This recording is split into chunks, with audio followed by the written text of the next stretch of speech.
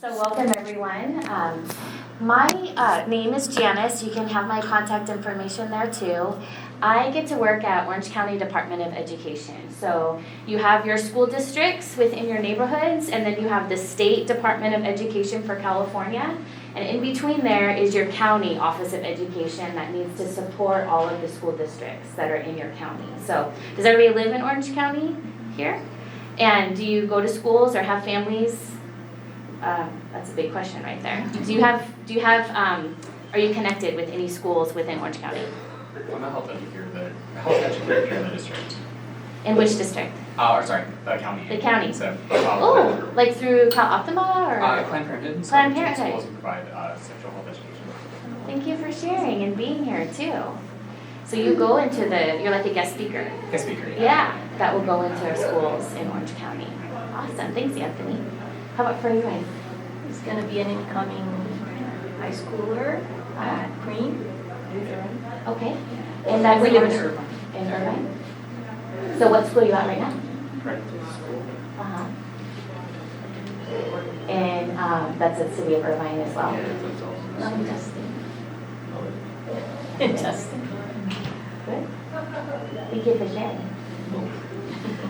And how about over here? I'm a research attorney at the Orange County Juvenile Court. Okay. So we work with the Orange County Department of Education just in lots of different ways. I'm on numerous committees. But I don't have any children myself in the school districts, but one did. Yeah. So, yeah. And definitely connected with the schools with you're helping any child that's in the court system. Dependency or juvenile justice. That's connected. Yes. We're grabbing a chair and kind of all making a comfortable area so we could kind of talk as a small group if you're okay with that too, Charles. Thank you. I appreciate that. Okay, great. Thank you. And your name was Carly. Perfect. Great. Thanks for sharing too. And Ari, you were up on stage earlier. Yeah, I'm Ari. I'm a freshman here at Vanguard. Great. Yeah. But you grew up in Arizona? I heard you say that too. Yeah, I grew up in Arizona, Phoenix area, Ahwatukee, a small town. Yeah, great.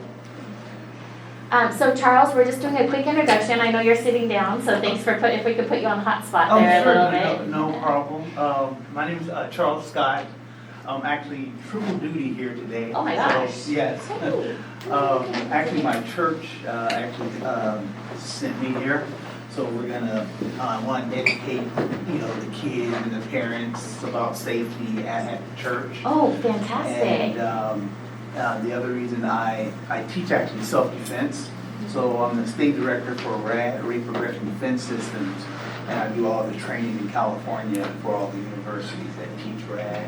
And then another thing, I'm part of the Joyful Child Foundation in memory of Samantha Runyon. So we teach and educate parents and children on how different safety practices and how to be safe, and teach them self-defense as well. Wow, a good connection. Thanks for being here too, Charles. No problem. Thank you. So I was explaining as the Department of Education what I get to do of working across all of the school districts, private schools, charters. We service anybody that is looking for supports. So my contact information is up there too, but we were kind of going around and just talking about like how are we connected in schools across different ways too. And then I know Stacey just joined too. If you can introduce yourself. Oh, yeah. Because we're kind of going to be in a small group like this, so we can have a conversation about it. I'm doing Stacey Dow from Tenera. It's a wellness platform for kids 10 to 22 years old with registered nurses support kids on their well-being. And so I'm here to learn and be involved in the ecosystem of schools, mental health, and NGOs and nonprofit organizations as well as supports teen and youth and adolescent well-being. Thank you. Yeah, great. Our hope here with the whole conference is that we have the supports available and sharing for resources for families.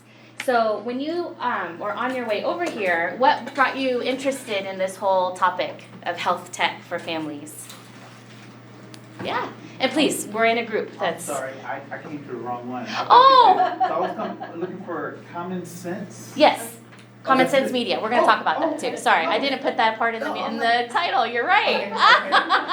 Detail oriented. Wow, I need you to edit my work. That is fantastic, Charles. I was like, sorry.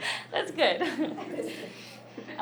Okay, so what made you, what drew you to Common Sense Media, Charles? Were you? Well, so I always think a lot of times it really comes down to basics. You know, just simple techniques that anyone can learn quick, and then also you have to be simple enough for, depending on the age level of the child, to be able to understand why you're doing certain things. So that's what drew me to it. Gotcha, yes. We have been really up in the clouds, a lot of theory or seeing data across the nation. We're hearing you need to do this, but then it's like, how do I do that? Right? That's exactly. And so today I hope that you walk away with a lot of resources for how to do that. Yeah. Anybody else? What was drawing you here to think about this? One of our presentations for middle school and also high school students about digital safety and bullying in cyber or social media basically. And a lot of times when we do outreach events, a lot of parents ask us for advice. So this would be really useful just to offer them some more advice so they do ask us questions. Okay, good. So you're equipping yourself too to be able to answer questions and help the community and things like that.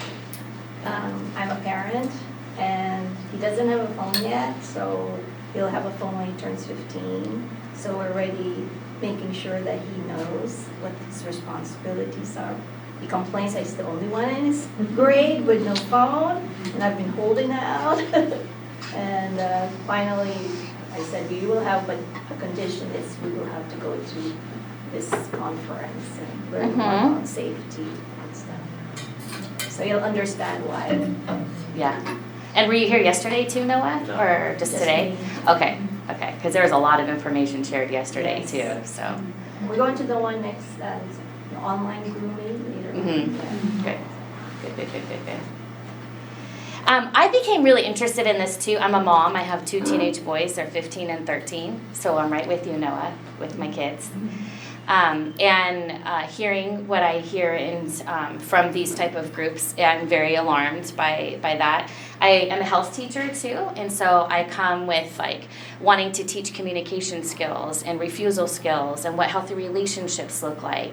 I'm married, and I'm seeing what it's like to have a family where we've had to put rules since the beginning about not only with our kids but even amongst ourselves between my spouse and I of where is there a good balance of it too. And I even just yesterday I went out and had dinner with a friend, and she told me that her husband is looking at pornography and she doesn't know what to do. And it's like I came back to my husband and I just was like, I feel that this is something that's bigger than politics right now, that it's bigger than the immigration things. And that might hurt people that are suffering through immigration, so I'm sorry about that too, because I feel that this is across everyone too. So if there's anything that we could do to help create a healthy relationship with our devices is exactly what the goal is. That we need to be setting the stage as models for our children and for our community. Yesterday, Dr. Jeff Hittenberg said an amazing statement that said schools can only do what the community is doing. So we can't put expectations on the schools to have, you need to remove the devices from the classroom and you need to not have too much technology in your lessons if the kids go home and have full access to everything. And we do the same thing when it comes to social emotional learning. Schools are working really hard to teach good behaviors and character building, and then they go home and they watch their sister and brother fight, their parent road rage down the 405, they see, customer service people that are not helping. We've got to as a whole. And so I think that Common Sense Media, which I'm going to show with you today, does a fantastic job. So when you start talking to the community, please refer them to this website that we're going to go through a little bit here together. Because if we could all have the same messaging and almost have like a campaign together about what we should be doing about our devices, that's where we're going to see the shift in our community. So Common Sense Media, you're going to recognize the logo that's up there at the top. In the presentation, the first slide there is a report that's just recently come out. And I'm going to go through with you some of the data as a grounding for us of just why we're doing what we're doing, although we've been for the past 24 hours talking about this too. But know when you're in the presentation, if you'd like to have access to it, it's going to be this link right here where we're going to hear about the data. It was also shared in a webinar that I have linked in the presentation, and you can, like, as you're driving home or a week from now, you want to come back to this topic, head to that webinar that's on YouTube. It's really easy to access, and you're going to hear the data being shared in like a podcast, a conversation, and they're going to be talking about it there too. So I'm taking all of that and simplifying it into a 4 or 5 page presentation. But I want you to know where I get that access from too. So can you access you can either do the QR code right here. There's a tiny URL. It is tiny right now. I can make it bigger if you like, or we can come back to it.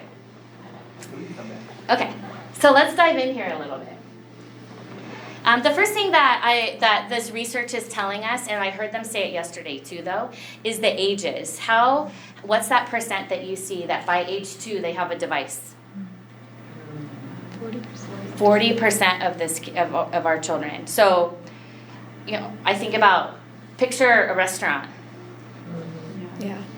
I'm trying to make it entertaining for myself to just look when you're at a restaurant and look around. Or especially when you're in a waiting room somewhere, or people are just waiting. What do? But they pull it out.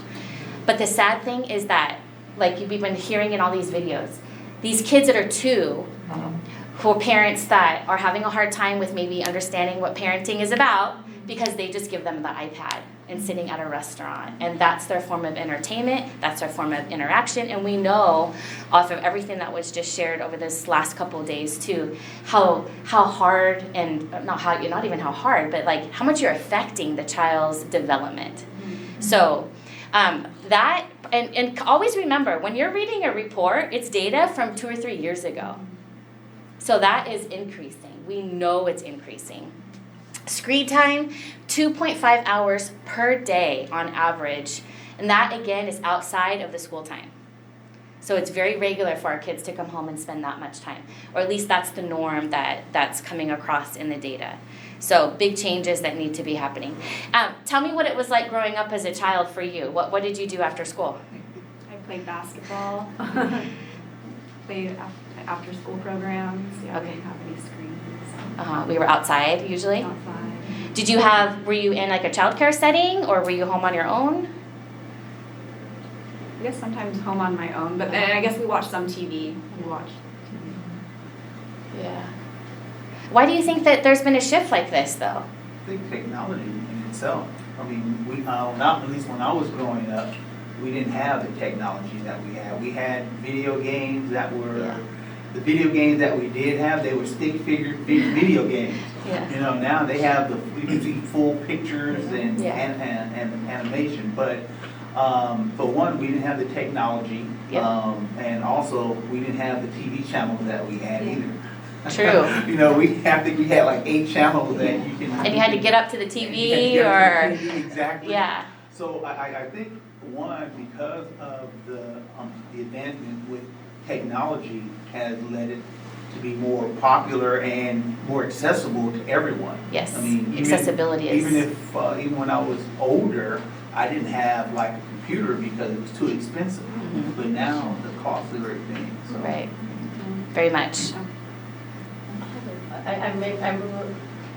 I had a recollection a couple of years ago that why is it that there's so many selfies and cameras, but back in the day, rarely people brought a camera around and took pictures everywhere. So the accessibility and the convenience and the cost of just having a phone with a camera and a camera always with you, taking videos, taking pictures. Like when back in the day, you saw it as a tourist, right? You see people having cameras. True. going on Yeah. trips. But not like everyday life and every Everywhere. moment of taking pictures of what you're eating, taking pictures of something random that you see. Mhm. Yeah, so we're bombarded with it. Right. Very true. Yeah. And then there's the other side too, like, was it Ray that was sharing too? Sometimes though that phone or device is the lifeline for communication or for friendships too. So that has been a big shift. Dating is almost all online. It's what I'm hearing nowadays too. So that is all leading to these parent concerns that we're having. And societal too. Teachers, I'm hearing, will tell you right away, the first couple hours within a classroom, they can tell you right away which students are on devices all the time and which ones have been not. Attention. Yes, attention and their communication skills. Oh, wow. Within minutes or hours, like it's very distinct. I have a question. I don't know because I was a child at the time, obviously, but has there been a shift in general with people's acceptance of like kids misbehaving in public? Because I feel like that might be like what you're seeing at the restaurants. Like, are people not okay with like kids being kids and running around, and like, is that not accepted anymore? Like, parents feel like if that's the only way to get my kid to behave in a social situation or a public situation, then it's like better than like getting like the side eyes from a bunch of people. What do you guys all think?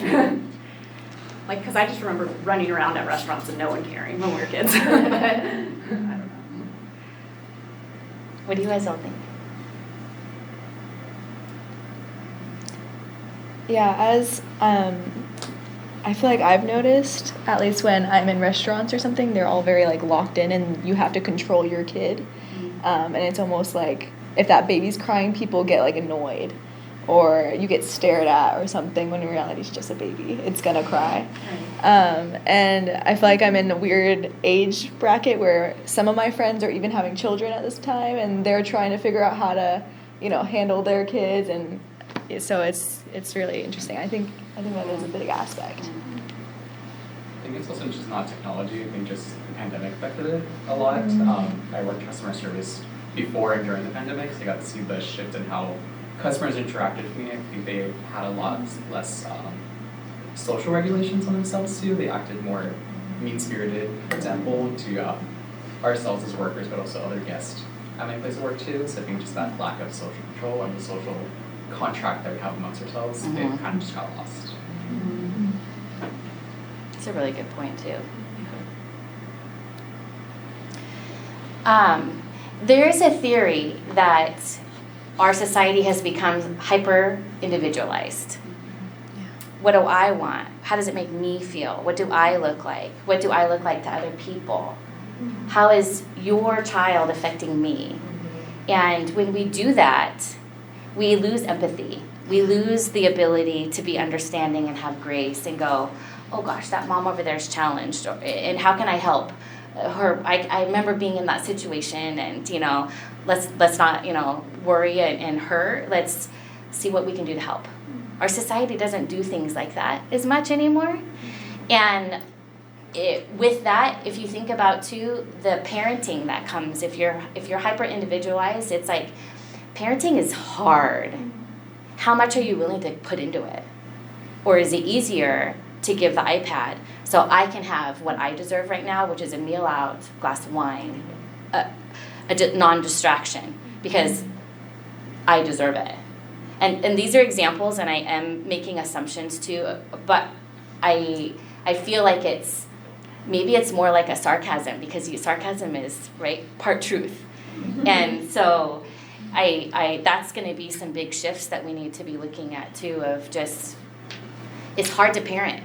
So find somebody to walk alongside of you and have strength, and that's where our community needs to be doing it too. So parents, I think that's, we need to help them with some parenting skills. And that's where we come in with our schools. We have family liaisons. We're trying to do parent ed classes. We're offering supports for getting them connected to community partners or classes where they can learn and be more equipped, because now our parents right now are the generation that grew up with having phones.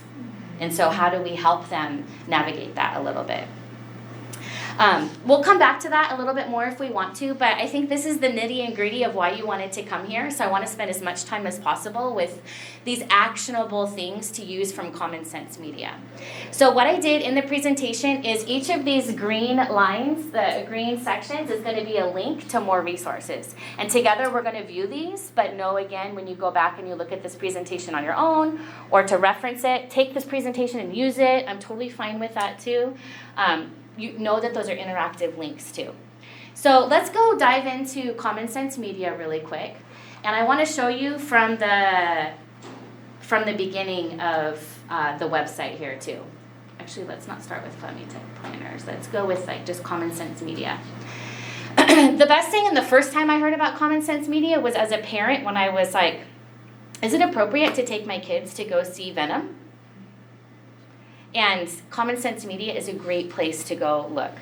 So they have on the top, they have parents, educators, and for helping with their work.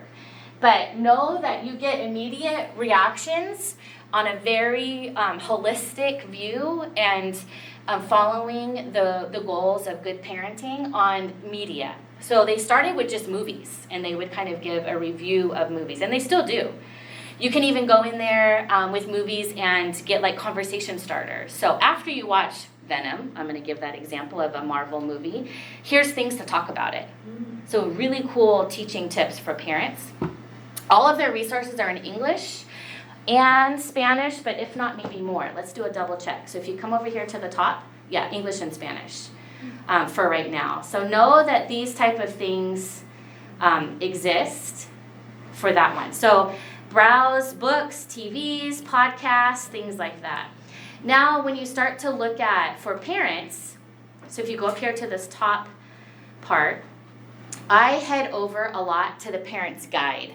And so if I was working with parents or in the middle of a class with parents, I would have them choose. What age group are you talking about here? What is your concern that you want to first look at? And then you can dive into even more about recommendations on different apps too. So know that all of that exists as well as an overarching tools and resources for you as a parent. They have the educator tab up on the top too. I signed up for that and it's free. And they asked me what school I go to, and I use my kid's school. So you can get tons of resources as an educator and just say what school that you are closest to, even just off of an address. It's totally fine. It's just to help them show and track who's going to be using their stuff. So know right up here, this educator tab is really good too. So in this conversation for us today, we wanted to talk a little bit about, where did I go for this one, the tech planners? I think I went here. So I went to parent controls, and then, I linked that in the presentation. Let me start all over here. So in the presentation, the first thing that we want to talk about is setting boundaries, and they've been talking about that a lot. And then I have your family tech planner, which were the examples that I have in the back. So if you clicked on this in the presentation, when you get back to your on your desktop or your computer, know that this is how you access the family tech planners by age group, and then these ones down here would be for Spanish. So let's look at one real quick. What age group do we want to look at? Noah, what would you be interested in? 13. Yeah. Let's take a look really quick. So in the movie this morning, they talked about like that 4-page contract. You could do that. This is a 2-page one. But ultimately, you could see the resources, see how it's already structured for parents to follow through with it. So let's zoom in here a little bit so you can see it. Exactly what we talked about today of like, what do we as a family want to commit to? Something I'd really recommend when you're working with your families, the best type of behavior change happens when it's decided on together. Not, I'm telling you what to do, you follow, but what do you think we should do together? As a family, what do we want to do about our devices at dinner time? And then it's together, and then believe me, your kids are going to hold you accountable. And it's fantastic to see. Dad, we're having dinner. And it's dad who's saying it, not wifey, naggy wifey, right? Or whatever it might be. So know that this is here. And I want you to just take a peek at this real quick. So read the questions. And again, they're printed off on the back too. We're kind. We think critically and give them examples of what that's going to be like together. What's a change or commitment that we want to make all together? We're healthy in how we do it. And it just guides you through those conversations. What do you think about this as you're seeing it? This is awesome. It's great information, and you said we can use this. Take my presentation and use it. Okay. Yes, Yeah, absolutely. no, You don't have to create it. Or just open up the website and browse it with the people. Right, Or yes. have your families open up their computer, their phone, find what they want. That's the best learning we do, is when we get to individualize it, right? Okay, so that's the Family Tech Planner. The other thing that number 2 is meaningful use. So we talked about that, I heard today. What are you doing on your phone? Are you doomlessly scrolling? I heard that term. Or is that the way you relax? To scroll and to like look around a little bit? Is that a healthy way to use your phone? Because some people, that's the way of relaxing now. Instead of like watching a movie or something, they get on their phone and they like search around the internet a little bit. Is that okay? I think it's a very personal question that you can be able to answer. But you have to be understanding this is a tool, and I'm not living my life through the tool. How am I using it as a tool? No different than a knife. You need a knife in your kitchen. We need phones now. We need it to call. We need it for maps and all that kind of stuff. Now it's even coming up with our payments and things like that. So we need to be understanding what is meaningful use of your phone. So in here, I left it open for you to take a look and see how is it that you might want to use this section of the website based off of whatever topic might be of concern with the group that you're working with, okay?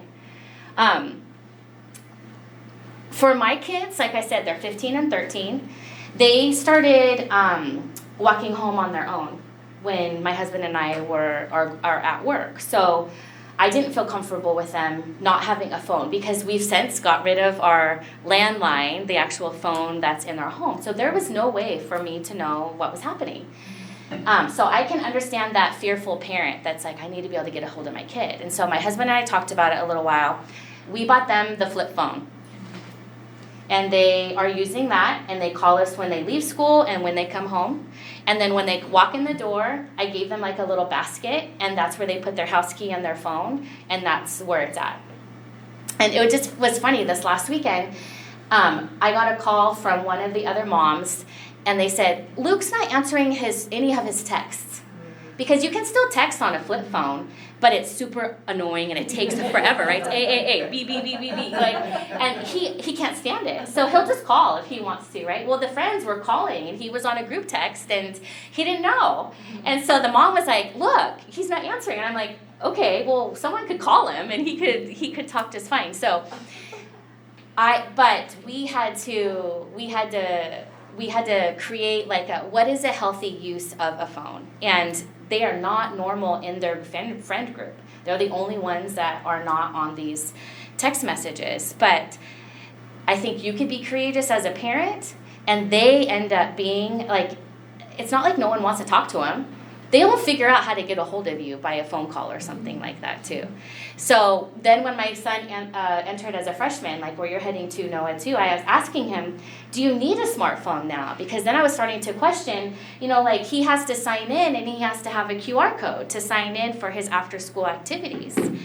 And then he said, you know what, I'm okay with it because they actually have another piece of paper right next and I write my name in it. Because not everybody has a phone either, because you can't afford it maybe too, or all these different reasons. So this idea that you have to have a smartphone is really starting to go away in the schools too.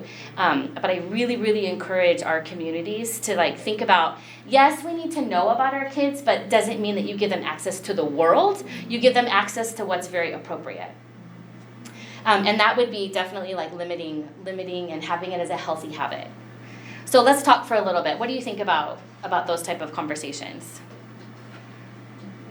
And is it just me or is it warm in here? I think, watch, I'm gonna turn bright red. It's a Feel lot free more- to chat a little bit. It's a more. lot warmer than the other room. That's for sure. Oh, it's by the door, so the. Yeah. I have no idea where they're. Okay, well, we're all defrosting and then we'll go back for the. What do you think the battle is then? Why is it that some parents can say you get a flip phone or not till you're a certain age? You know, it's hard as a parent. So he has an iPad, but I had set it up. There's no Safari in it, so it's just YouTube Kids. And he figured out how to get around and go on YouTube through Discord. Uh-huh. And, you know, and I'm like, they're so smart. Like, even if you put parental controls, you still can't. I guess my dilemma was, okay, they always figure out the best ways to just educate them. Because I tell him, I cannot control you. So I'll just do what I can to educate you. I think I'm in that level now where I'm just like, I don't want to control you and control everything, but I want to be able to trust you that you can do this, but I'll educate you. And if I see that something is inappropriate, I will have the right to get into your text or screen, whatever websites you're looking at. So he knows that so I guess my dilemma is, the control part, like it's like really, I can't control it. My friends, they have 3 daughters, and the husband's IT, and he has controls over the internet. Like there's certain social media and certain platforms that they block. Even I can't go onto some certain social media because they block it. So there's a way that you can, right, with the internet server, your Wi-Fi, you can block certain platforms just because until it's age appropriate to have them join. But yeah, there's ways that you can block within just the internet. So have you done that yet? I blocked YouTube. But I need to educate myself. So let's, and it was talked about a lot too, like we can't say you can't do something. That's, again, remember being a health educator, if we could talk a little bit about like relationships. You can't say you're not going to date, because that's not a reality. It's like, you can't say you're not going to eat chocolate. That's not a reality. So how are we helping our kids learn our morals and ethics as a family so that they're not learning morals and ethics from other people? That's what's more important, because, and then you want to give them a safety net. I love the name of this conference, because you want them to go and try and fail, but fall back to you. So we need to let them try YouTube. Like I would do YouTube now, like Noah, I think if you want to, let's do it and then let's monitor it and how you're going about doing it. I really think that we need to work with our kids and to do it with them for a little while. And then it helps them be more sufficient when they're going out. Like I teach my kids how to cook now. I need to show them how to use a knife now. I use cooking a lot as an example. That and healthy relationships, that's my life. So, because we need to allow them to make mistakes, because that's where we're going to learn. So I really encourage us to give them what's appropriate, but then be there to watch everything too. Yeah. With healthy habits too, I had this great example of knowing what's happening at your schools. Yesterday I came home from being here and I was talking to my kids about what I saw, what I was learning, and I started to tell a story and my son interrupted me. He's like, "You won't believe what happened to me today." I was like, "What?" And he was in class and he heard other kids laughing, and it was because someone got onto an inappropriate website, and within minutes the administration came into the room and the student was taken out of the class. And whether, I don't know what ended up happening, but my son said I didn't see him for the rest of the day. So there is a lot, the schools are trying really, really hard to give a lot of guardrails, is what I like to say, of healthy zones of when to use things.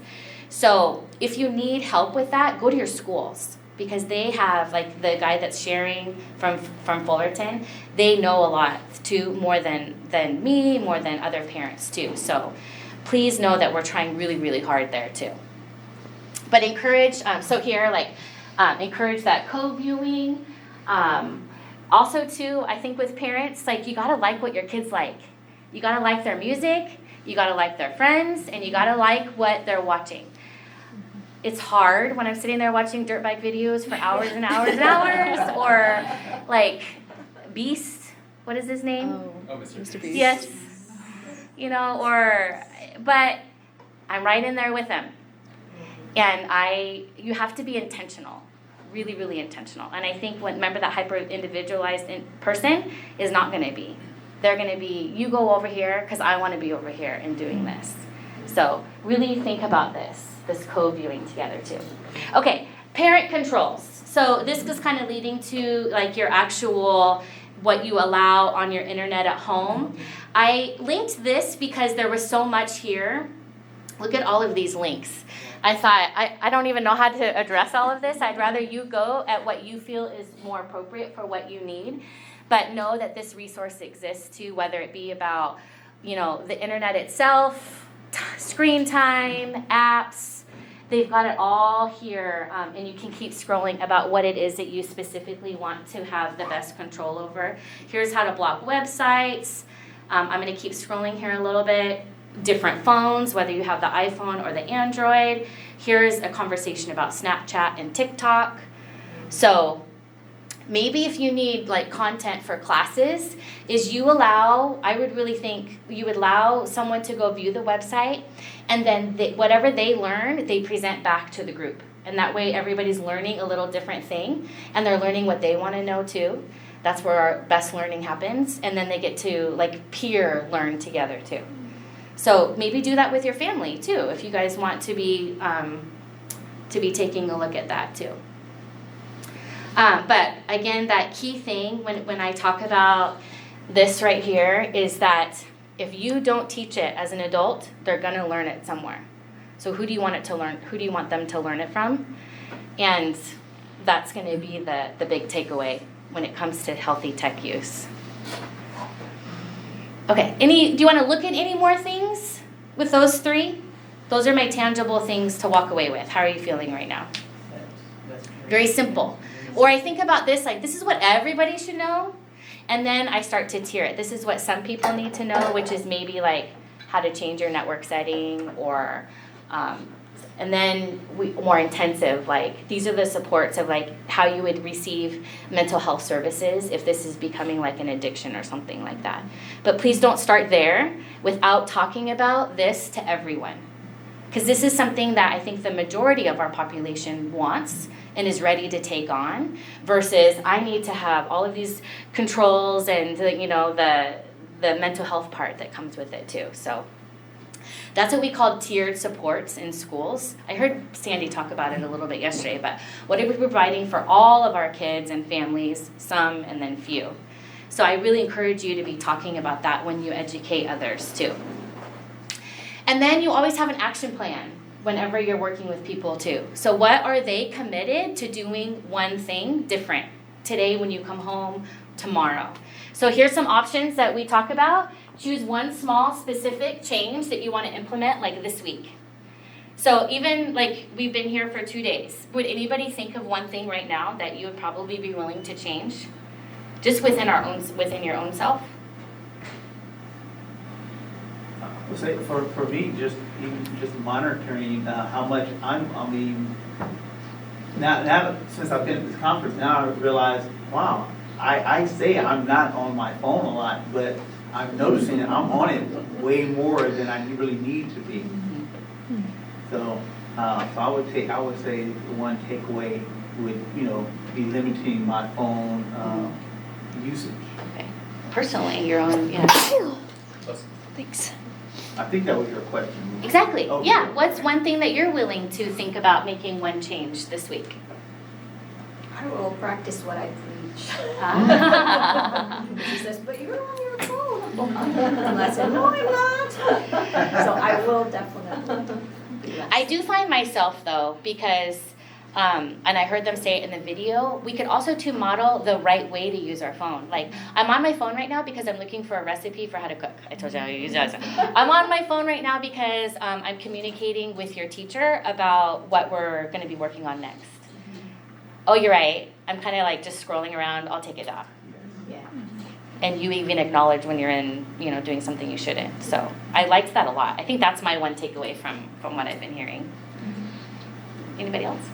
Yeah. I'd like to just delete Instagram, but I don't have the, I go back and forth on it, but I would really like to, but I now am understanding your panel talk really helped me in watching the video, is just that I feel this false sense of productivity when I'm watching reels and I come across something that's unique or creative that I think would better my life. Do I ever implement it? No. I save it and then never look at it again. And so it's that false sense of me being productive when I'm not, and it's just draining my time. And I realize that that's not productive and that's not relaxing, Like I kind of also am one of those people that might trick myself into thinking that's my downtime, but so yeah, I'm trying to figure out a way that I could potentially take that away. I have a lot of group texts in the Instagram thing, but I'd have to switch that out. But the people that are important to me would get in contact with me if they needed to, So yeah. Thanks for listening to my therapy. Sure. Yeah. That's a big change though, I think. But I wouldn't consider that small for me, which is why I'm having trouble. I think a big thing for me is when using social media, like what am I posting? Especially now realizing more about like the digital footprint and how like it's gonna be there forever. And I think when I was younger, there was a phase where we all would just like post whatever. It's just like, oh, like this is what I'm doing right now, and just whatever. But now that's gonna be there forever. And so even when it's deleted, it's not actually deleted. Do you know what employers look at now? Yeah, social media. It's crazy. Tells you a lot about who you are, right? Yeah. So, and please don't be that person that has all these different accounts. We don't do that, right? Be who you are. Why would you want to be something that you're not, right? Just be who you are, and that inner person is going to come out, and you're going to get the job that you need and that's meant for you if you're just being truthful of who you are. But I guess speaking of that, aren't there like a lot of fake, what are they called, Finstas or fake Instagrams or something that kids use to get around the parental controls? Don't listen to it. Yeah, you don't. And then now you've got AI. Yeah. That can be an entire, like, not even a person. So, yeah, we got to really be thinking about that one. I don't have an answer to that one right now either. Besides, like, I do think that setting boundaries for yourself, setting time limits, or like paying attention to things, I would almost like think about it like for adults, like some alcohol. Do I allow myself one drink? That's okay. Do I drive after? No. You know what I mean? Like, we have to start thinking no different, like, and they've been saying it, tech is like alcohol, drugs. We have to be learning how to use it in a very healthy way.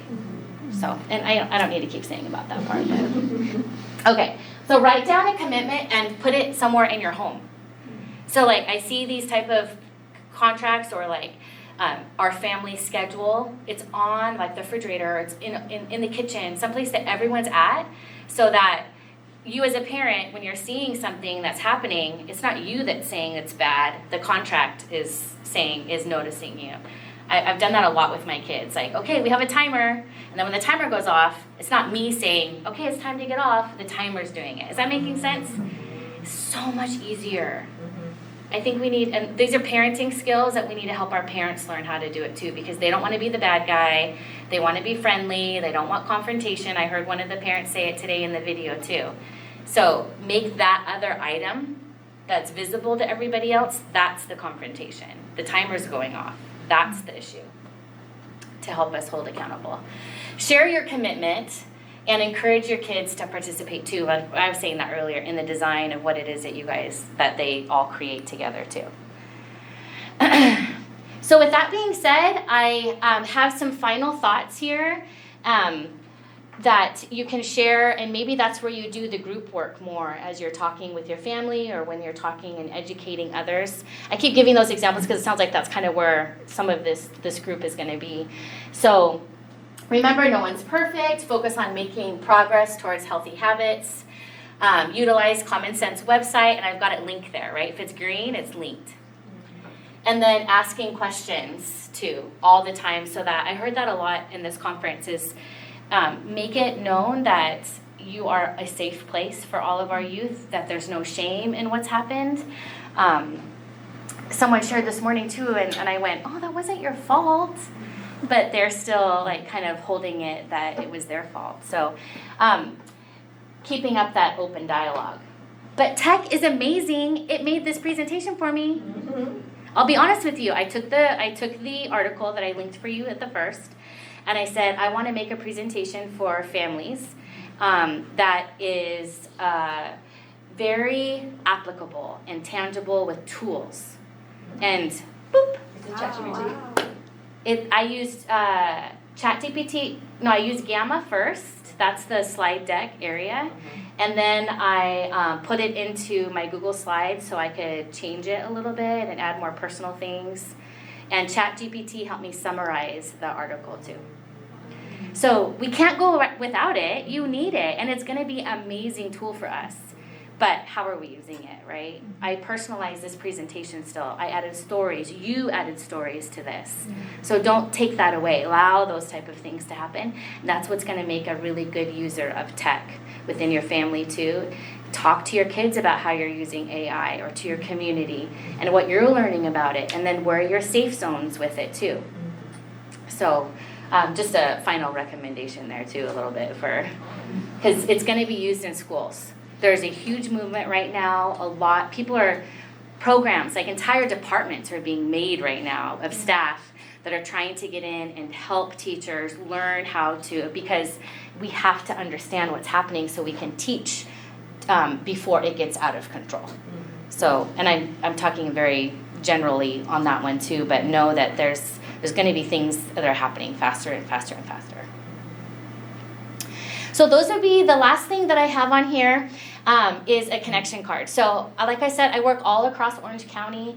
I get to work with Vanguard because we do a lot of things around presentations, maybe on like human trafficking, or a lot about safety. So know that we're here to support your agencies or your schools, your families.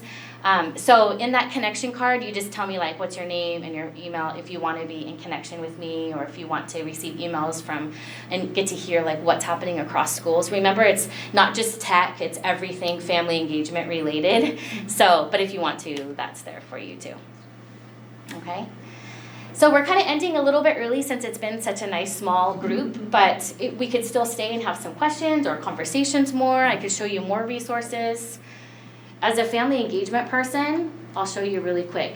So I'm in Educators right here, and you can enroll in their family and community engagement program. You roll right here for free. Again, you could even as a parent say that you're an educator, just say your local school that you're next to, or as a community partner. And the beautiful thing that they give us is this, do I have it open right now? No, do I? I thought I left it open. Yes, I did. So take a look at this. Talk about technology and how cool it is. It's this thing called Airtable, which imagine it being like a digital table of a whole bunch of flyers and tools and resources that are available. So, for example, this is the, remember FACE is Family and Community Engagement. These are all different handouts. And you can take a look over here. What is that handout about? What is the languages that it's available in? And all you have to do is just click, click, click, click, and you can get everything that you need there too. So as being an educator in Common Sense Media, think about family and community engagement, and you get access to all of this. So I wanted to share that with you too. And then they'll send you like monthly emails of just anything new that's been happening too. So people say, well, you know, what's a curriculum that we could use for digital wellness? And I think you need to make curriculum that's as individualized as possible of what they really want to learn about. And I think this allows you to do that because you can hear what is it that they want help with, and then you can go and provide resources like this too. So in education, this is what we're really helping our teachers with, is know where to access things. And you can get that for free there. So that's Common Sense Media, my friends. And remember, you want to really pay attention up here to get all of those great toolkits. We do have a couple more minutes, too. Do you want to see more resources for the parents, or you guys want to be first in line for in and out? Yeah, I can use. More parents? Okay, so let's try to click on here. For some reason, I'm not still. You tell me what you want to learn about. So again, I head over to those. A question. Yeah. You know how LAUSD has done the no phone, Yep. right? Do you think Orange County OCDE is going to be rolling something like that out, or is it different? I'm hearing it across a lot of our school districts. Yes. This is the fun part of being a county office of ed. I can't tell the schools what to do. We can give encouragement and we can give them all these resources, but it comes down to a school board and their administration to put it into play. So it's going to be different at different districts, but I have heard more people say that they're going to do it than not going to do it. And I see the money being spent on like these lockers and things like that too. Plus our schools have spent so much money giving all of our kids Chromebooks and all of these tools too, so it's great to see them using all of those things. So, okay, so remember, if you want to know about movies, see right here, movies, and you see the movie reviews. If you want to know about TV shows, what's something new that's out lately that you want to hear? Noah, do you mind giving us an example? What's a movie that you're kind of curious about? Like came out already or coming? Let's see. I don't know. Let's ask it. What's a movie that either way? 12 Angry Men. Okay. Let's see if Common Sense Media has it. Is that a movie or a show? Movie. A movie? Okay.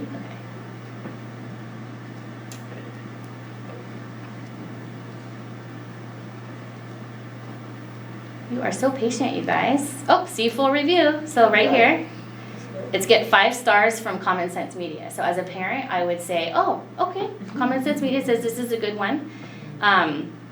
We could go to the full review, and you can say what parents need to know. There's your paragraph right there.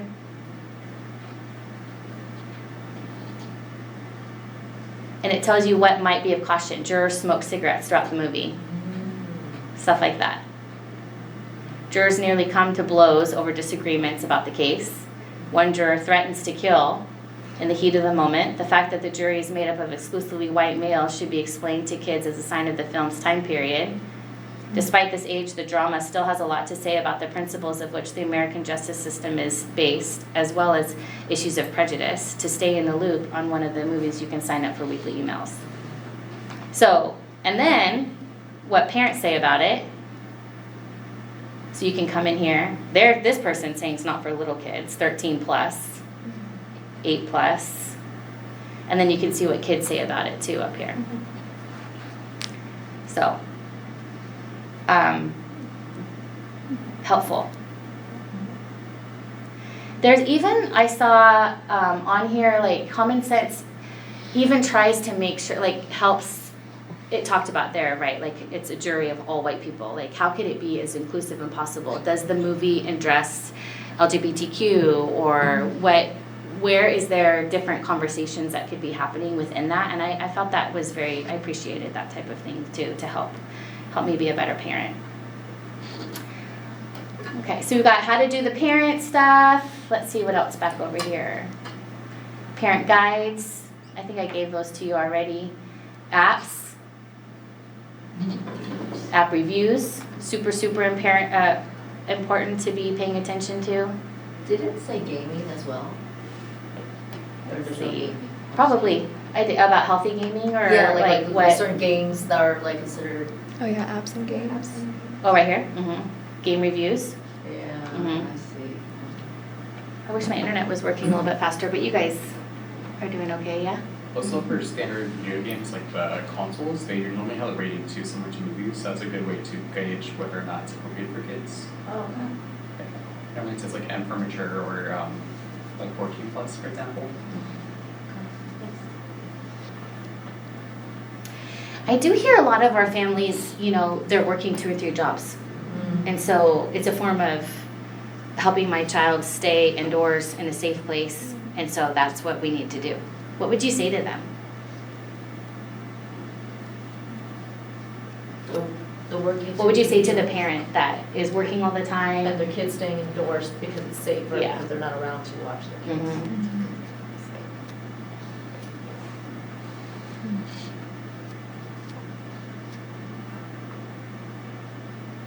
To maybe try and get their kids involved in other extracurricular activities that are supervised by an adult that would be outside or active or, you know, sports, things that they could go to that wouldn't just be staying inside. Music. That's a really good idea. And our schools have a lot of opportunities after school till 5 or 6. Yeah, that's what I Yeah. thought, yeah. Yeah, I was kind of I mean, with that question, I guess, the first thing that can come to mind is age, of course. And you know, for me, you know, like once my kids were like 14, they pretty much, you know, were able to stay at home by themselves. And, Yeah, legally by and I 12 they trusted can. them able to go outside and you know, do what they needed to do. So that's a kind of tricky question, depending on, like, if they're too young, of course, I would have someone there with them. That's just me, Yeah. you know, so. Yeah, we definitely want to encourage to have a trusted adult Right. based off their age. But I think too, most of this, let's say that we're talking about like a middle school to high school kid. As a parent, I'm going to trust you until I can't trust you anymore. And I watch it.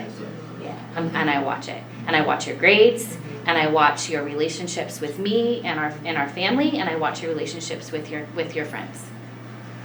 But I'll trust you.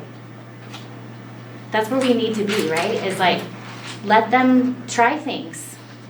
They're going to move out on their own. So what are they going to do? You want to have them fall back on you. I can encourage them to get a job, an after-school job, or a babysitter job, or some kind of. Oh, that's a good idea too. Stay busy. Yeah, stay with busy even and maybe productive. even. And they're also making money on the side. Yeah. So it's a reward, Uh-huh. just to get them True. to be productive. Uh-huh. So it's a benefit on profit, you know, Mhm. more confidence, making your own money, Mhm. and, you know, adding value. And they even have some jobs for young kids at home. Like you could be an editor. You could help design Canva flyers. Social media stuff, like in terms Mhm. of like design stuff or Mhm. like posts, Yeah. creative stuff. That's a good idea. Yeah. Do something productive while you're home too. Mhm. Yeah. But again, you have a contract or you have like a planner. There's expectations that are clear, and we need to allow until we should not allow. Okay, you guys. Well, I'm looking at the time, and I so appreciate how much you like were a part of this conversation too. You guys are great people that you're here giving up a Saturday to and learning alongside of our community. So I wish you all the best of luck. We're gonna get through this together. I think that's how today is gonna end. Is the conversation is like, what do we do now, and how do we stay together with all of it? So yeah.